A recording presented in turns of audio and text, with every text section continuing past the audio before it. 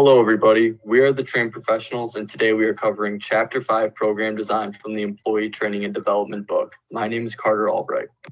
My name is Kane Thornsbury. My name is Jordan Cherry. And my name is Andrew Jones.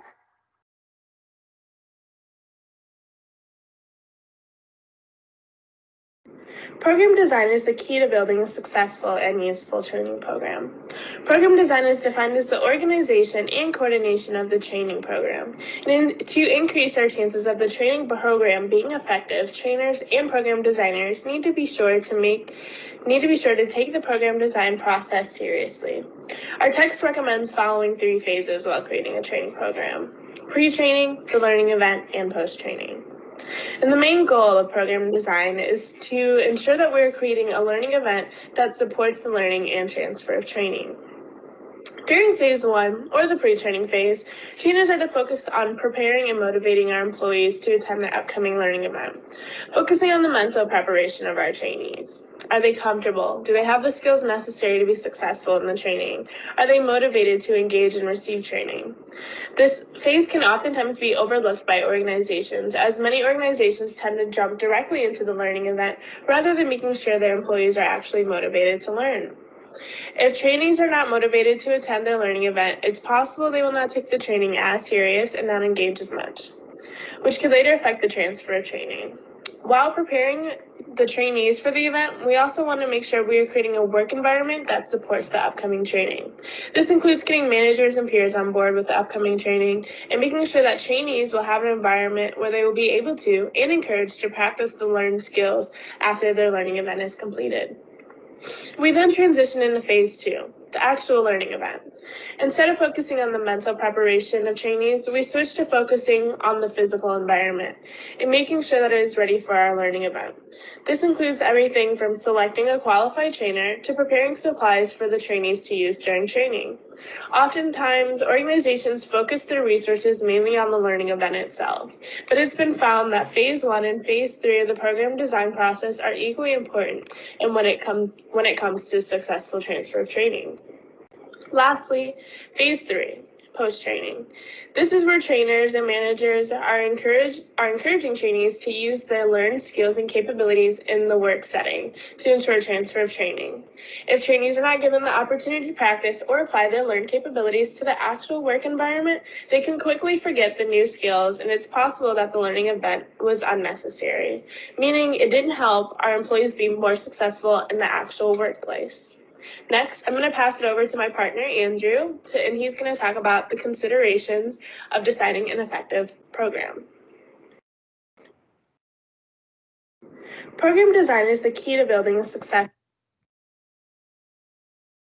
This slide goes over the 2 considerations in designing an effective training program.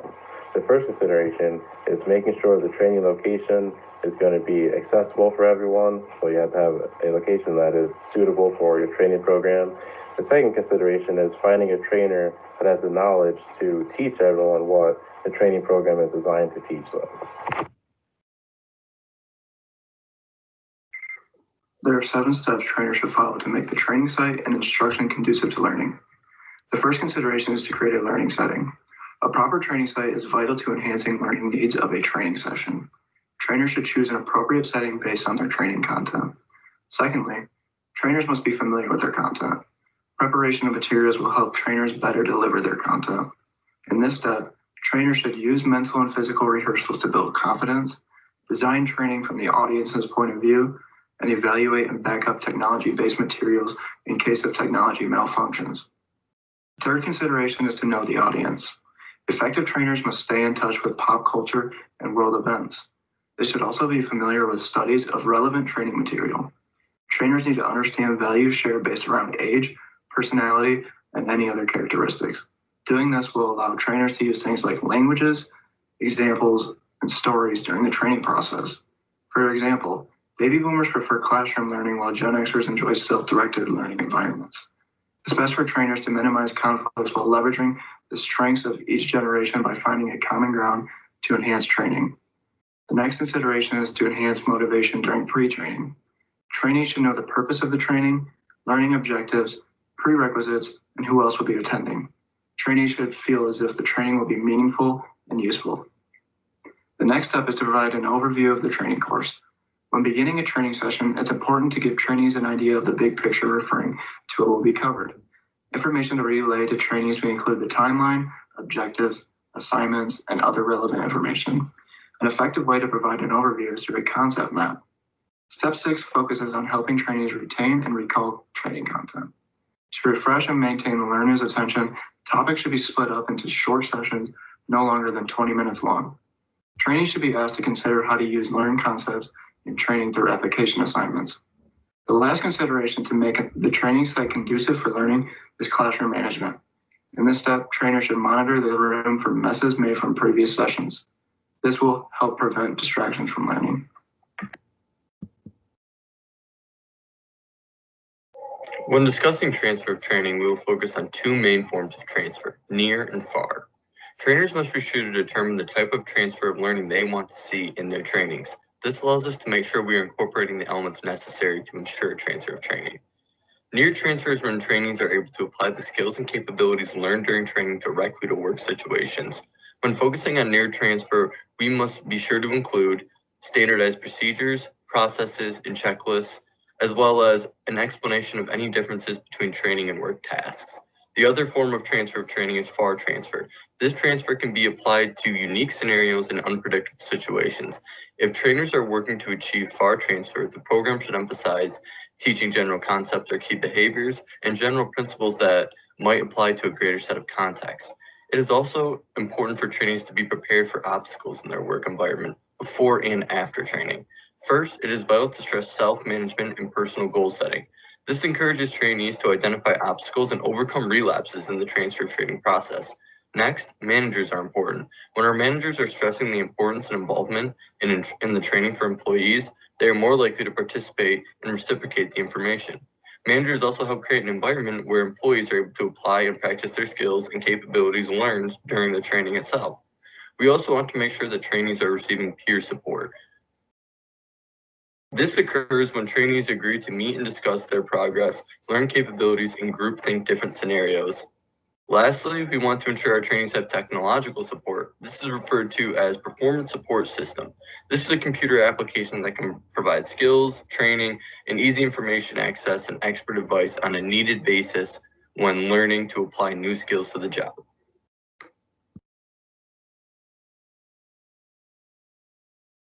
Moving along, Chapter 5 covers knowledge management.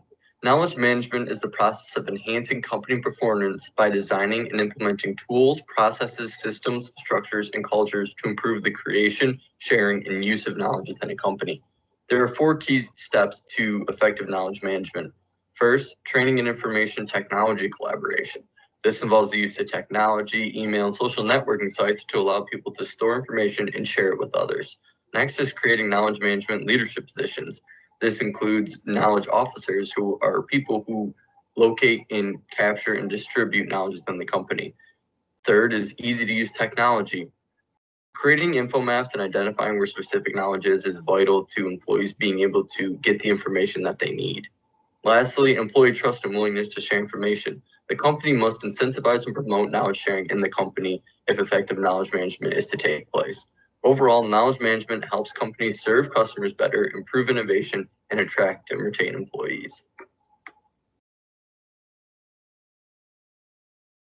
This slide goes over curriculum, course, and lesson design.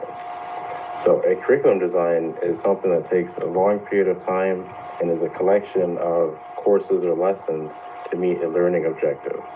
A curriculum roadmap is usually something that's like a storyboard, and that has a collection of images that go over the process of your curriculum. The next thing is design document, and that is a guide for the training, and that guide is usually broken up into 3 steps, which are scope, delivery, and objectives.